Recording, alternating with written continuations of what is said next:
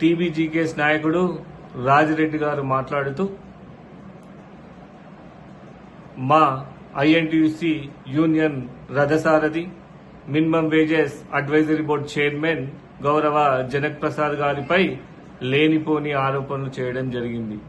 ఇట్టి ఆరోపణల్ని ఐఎన్టీయూసీ పక్షాన మేం తీవ్రంగా ఖండిస్తున్నాం. మీరు మాట్లాడుతూ సింగరేణికి ఎన్నో సేవలు చేశామని చెప్పడం జరిగింది. ఎన్నో సేవలు చేసిన మీరు సింగరేణిలో ఎందుకు లేకుండా పోయారో మీరు ఆలోచన చేయాల్సిన అవసరం ఉంది.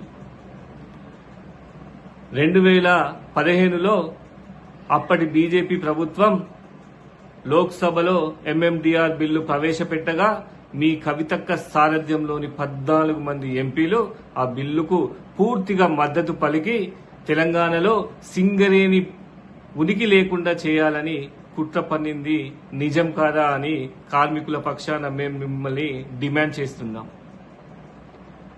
మీరు చేస్తున్న కుట్రను పసికట్టి మా జనక్ ప్రసాద్ గారు గోలేటి నుండి సత్తుపల్లు వరకు జీపు యాత్ర చేసి కార్మికులకు మనోధైర్యాన్ని కల్పించి సింగరేణిని కాపాడే బాధ్యత నాది, మీ వెన్నంటే మేము ఉంటాం, ఎంతటి వాడితోడైనా పోరాడి మన సింగరేణిని కాపాడుకుంటామని తెలియజేసి సింగరేణి కార్మికుల పక్షాన నిలిచింది జనక్ ప్రసాద్ గారు.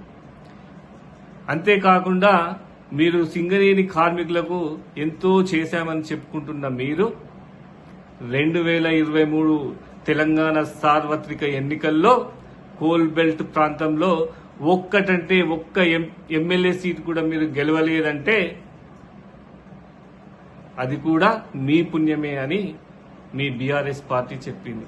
టీబీజీకేఎస్ నాయకుల అవినీతి మెడికల్ దందాల వల్లే మేం ఓడిపోవడం జరిగిందని బీఆర్ఎస్ పార్టీ ప్రకటించింది.